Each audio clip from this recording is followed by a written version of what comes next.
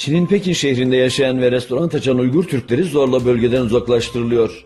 Bir gecede bütün Uygur restoranlarına yapılan polis baskınında su, elektrik ve gazların kesildiği ve derhal tüm Uygur restoranlarının kapatılıp sabah saat 5'e kadar bulundukları yeri terk etmeleri ve geldikleri yere geriye gitmeye zorlandığı, aksi takdirde sözde kanunla işlerinin bitirileceği tehdidinde bulunularak kovuldukları bildirildi.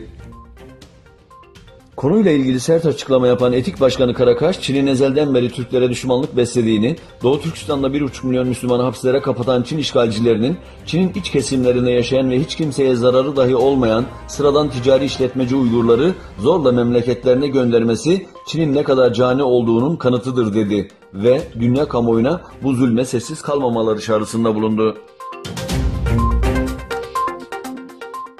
Gazze şeridine geçen hafta İsrail askerleri tarafından açılan ateş sonucunda yaralanan 2 Filistinlinin daha şehadetiyle pazartesi gününden bu yana Gazze sınırında düzenlenen gösterilerde şehit olan Filistinli sayısı 64'e yükseldi.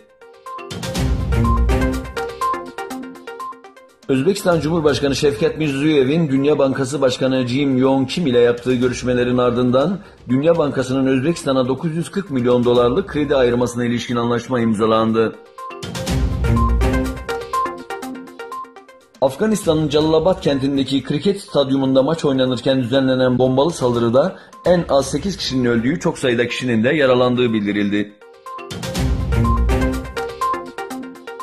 Amerika Birleşik Devletleri'nin Hawaii eyaletinde bulunan Kilauea yanardağında şiddetli patlamalar devam ediyor.